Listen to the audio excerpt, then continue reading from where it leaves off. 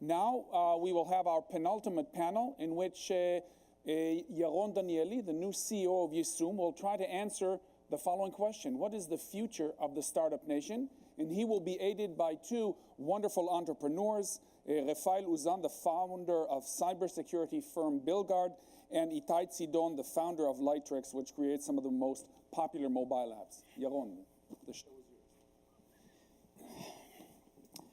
As promised, I'm back. What a phenomenal day.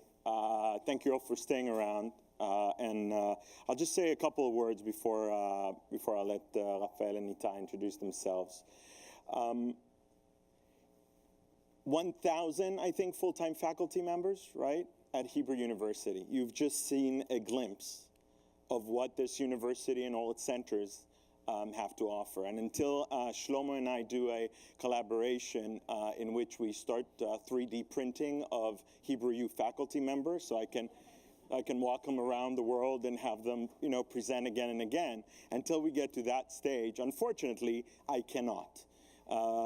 I can ask them to show around a few tricks, but at the end of the day, Yissum, Hebrew University's Tech Transfer Office, is responsible for reaching out to the world, showing the wonderful innovation and research that goes on in Hebrew University, and try and make this bridge, try and connect the community and capital to the wonderful cutting-edge research that Hebrew U does. The goal here, as I start my job in a week, officially, of course I'm already here, is to work really hard on these two essential parts for the next phase of Startup Nation. Capital, both capital in terms of money and investment and resources and networks that we would like to bring in to help us think of new ideas and carry them forward. And the topic for this discussion now would be the other type of capital, not venture capital, but human capital. And so I'm going to let Raphael and Itai introduce themselves a bit, and what we're going to try and discuss is where we stand right now, what are some of the challenges and some of the exciting possibilities for the next kind of cycle in Startup Nation. So I'll sit here. Okay. So Itai, we'll start with you. So instead of me going through the bio, why don't you tell people your story? Sure. So hi everyone, thanks for having us. My name is Itai. I'm one of the founders of Lightricks. I haven't done anything else which is important in my life, so I'll just talk about that. We're 5 alumni of Hebrew U that started this company almost 5 years ago. I'm the only non-technical founder. I worked not very professionally on the investing side before. My co-founders are all computer science PhDs from the computer science school. Lightricks, in a nutshell, is kind of, from a thesis perspective, it's kind of like an Adobe play on mobile, right? I mean, we saw the big gap between research-grade technology and what's enabled by technology these days in the field of imaging, and what is available to consumers on mobile when it comes to content creation tools that are slightly more sophisticated than what is enabled by the platforms for the truly mass market usage, but less professional than like the Adobe, which there is one of. We started 4.5 years ago. It's a fairly unusual story because we bootstrapped to 10 million in revenues without any equity financing. We today employ 75 people. Mostly out of those, I think like 98% are Hebrew U alumni. Our offices are inside the Hebrew University of Jerusalem in the Givat Ram campus, which is where we do a lot of our recruiting. And we are, I think I can say without,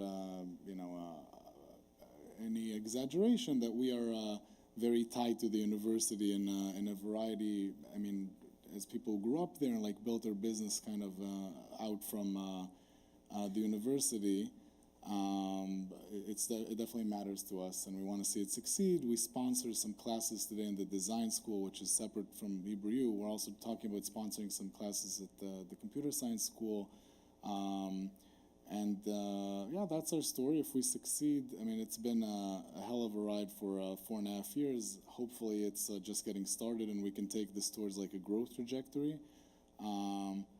But I think Hebrew U is a really special place, and thanks you to all of you guys for supporting it. Okay, great. You said everything so well that I'm kind of worried about me messing up anything if I ask a follow-up question. But you mentioned that most of the folks are actually working in campus right by the Yissum office, and they are students or alumni. Can you talk a little bit about what they get out of working there, what you get out of actually recruiting students working there, any other elements of the infrastructure, the faculty, the environment, that kind of... Sure. So Lightricks, to those who are a little bit more connected to the venture world, it can be an even more confusing business to those that aren't, because it's consumer apps, Facetune and Light, right? And people see like small packages of software and they think, oh, this must be easy technologically speaking, which is a grave mistake. When you're making tools of like the stuff that's done at like Microsoft and Adobe, it's actually like really kind of state-of-the-art technology is necessary. And that answers both of your questions. It's what we get out of it and what people with an academic bent get out of it. I think we ran the numbers recently. Out of the 75 people, even excluding the founders, I think we have like 20 or 30 graduate people, like which can be like PhD, like people that completed their PhDs and stuff like math even, because there's a lot of like algorithms involved, like statistics, a bunch of like graduate people. So if you like that sort of very deep technological work, and you also like making stuff that people use and love, then our products have been sold for like more than 11 million times, and many more like downloaded, etc. Then it's a nice place to work, right? And I think we have like this culture which is somewhat academic because of the identity of the people that kind of built this thing from the ground up. So it's pretty nice, and Hebrew U gives us the, it's a really well-known institution in the field of imaging. Don't want to, I guess you guys probably referenced Mobileye a fair amount of times today already, so I'll just add one more to that pile. So it's, I think there's a true synergy there. Okay. Let's pause. We'll get back to it, and maybe Raphael, introduce yourself and what you've been doing. Sure. So I come from a very different background originally. I was not incubated in a university, rather with Champagne, the region where I'm from in France. Started discovering the internet because I convinced my parents to get a dial-up line to the house, and the really noisy modem thing. It's basically two noises: the noise of the modem and then the noise of your parents yelling at you because you're using the line. But I started coding and very early on professionally, and then I discovered Israel. It was all nice to be doing some tech projects in France and mostly through the internet, but Israel felt like an ecosystem. Obviously, I couldn't say the word ecosystem then, but I was 16 years old. I decided that I would move to Israel because people really seemed to care about technology much more than what I could see of where I came from, and indeed that was the case. Talking about ecosystem, I kept on working and graduated high school, learned Hebrew, kind of, and then I got to the army, and where I actually learned Hebrew because I really had no choice. And we talked a lot about the army today.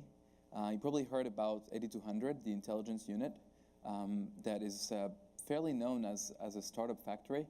I believe Itai's co-founder is actually from there, and that's why I met Itai's co-founder.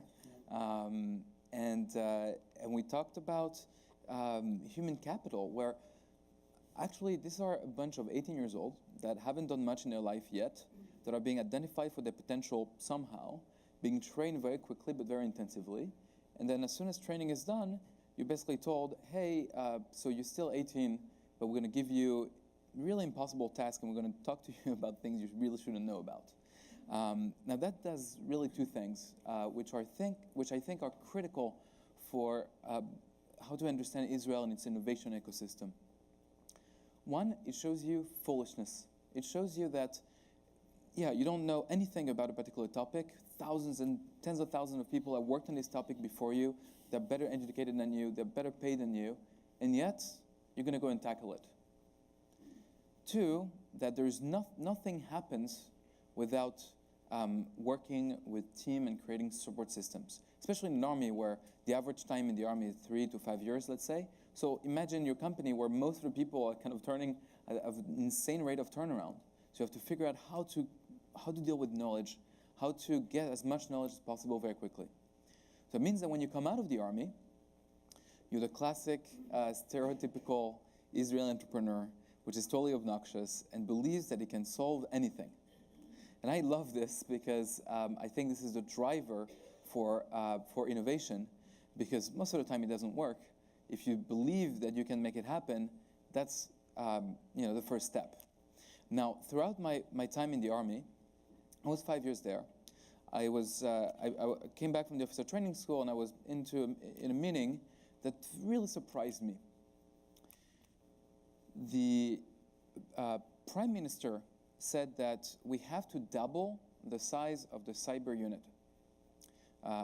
David Bloomberg talked about the fact that the new era for warfare is cyber. We know that, and obviously 10 years ago it was very clear for the IDF, but there was a problem. We had positions available and budget for this. There were not enough talented people that the army can recruit in order to place in these positions. And I was shocked. I was shocked because I believed, coming to Israel, that everybody was either an engineer or a hacker. What do you mean you don't have enough people? And that's when I realized for the first time and was exposed to human capital and how this is becoming the single most important thing that every country and every company is facing and will face more and more as we go. And this is not disappearing with AI, on the contrary.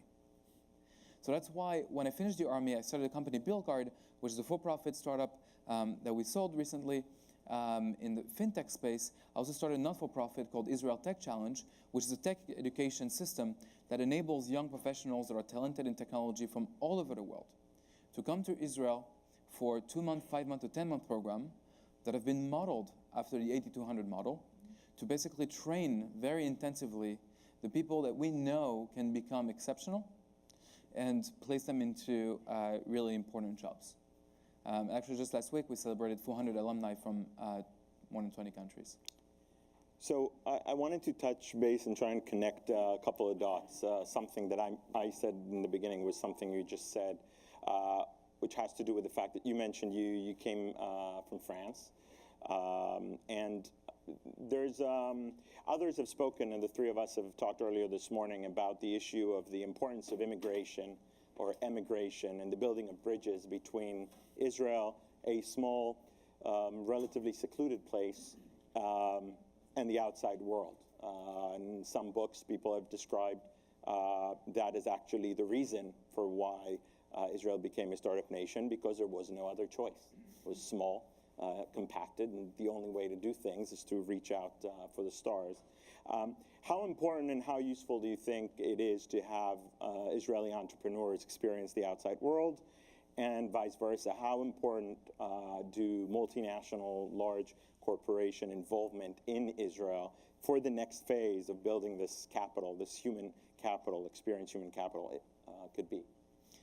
You know, I think there's something interesting about Israel, which is that Israelis are really good problem solvers, but believe it or not, they're missing problems.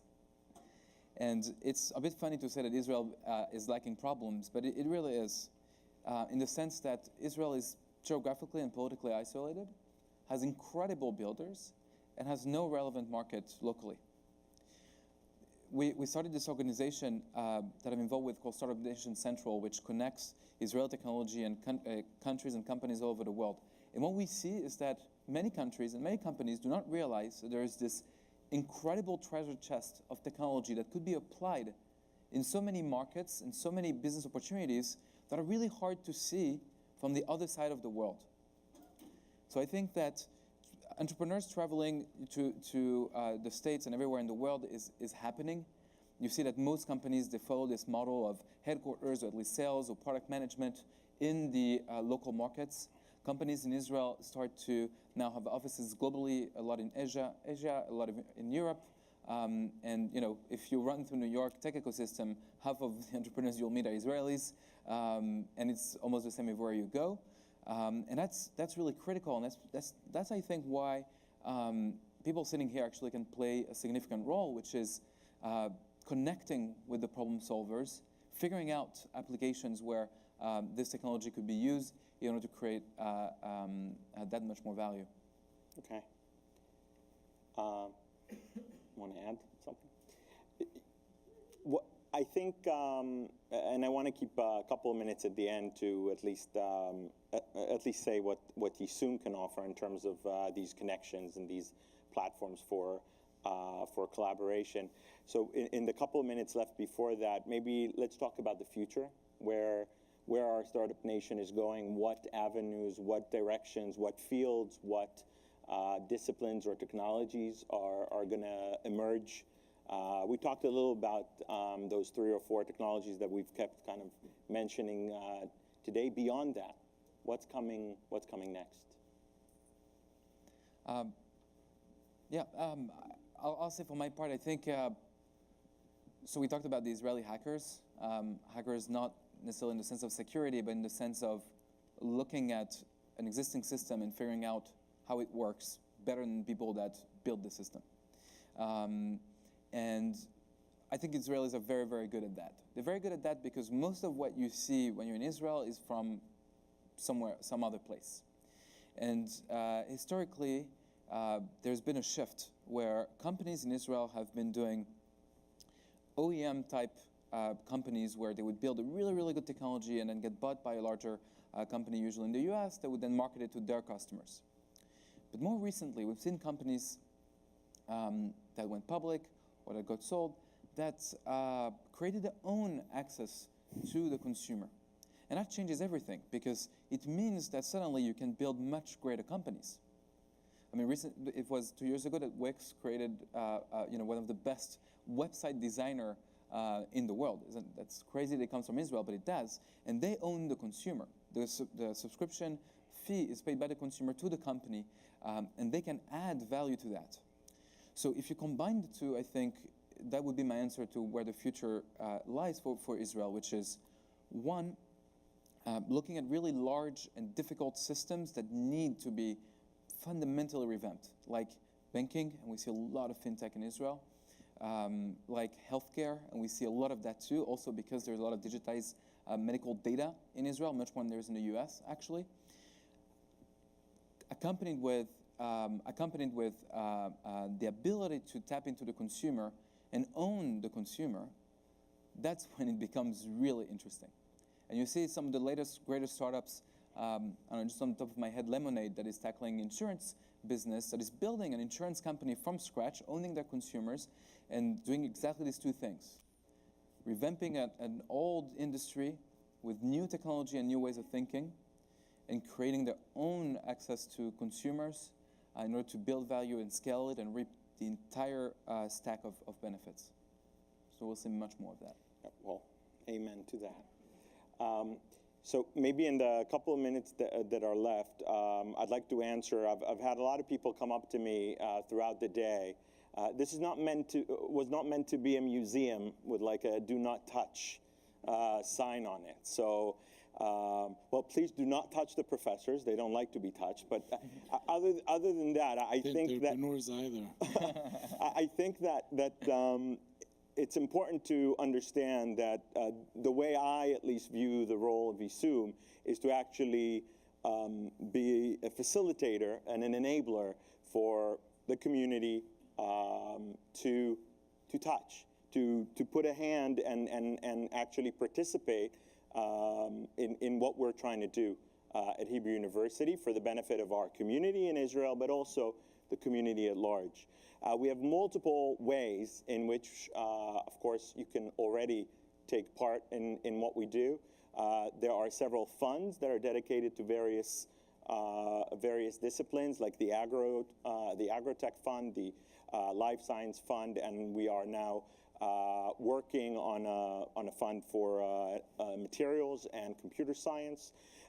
We have a plan to build up accelerators, which will invest seed money in ideas that come from academics, build certain value, test things, and build them to a stage where you actually can build a sustainable little company before it goes out to the world. So not just simply license it out, send it out and hope that it stands on its own 2 feet. And we, of course, continue to invest money. And Shai has been a partner to Yissum that, unfortunately, we're not going to have a long time to collaborate, but has been a phenomenal supporter for Yissum in really collaborating with these small enabling grants to really test out technologies and see them mature. And we will continue to do that, and I will try and make that even on a greater scale. But even beyond that, it's just meeting you and meeting people and your networks and your connections and your ideas, and starting a dialogue between Hebrew and the outside world to try and make sure that we are best prepared for the next phase of this, and to continue to deliver the phenomenal solutions and ideas that we've been doing for the last more than 50 years at Yissum. So thanks, Itai and Raphael. Thank you all. Thank Have you. a rest of the day.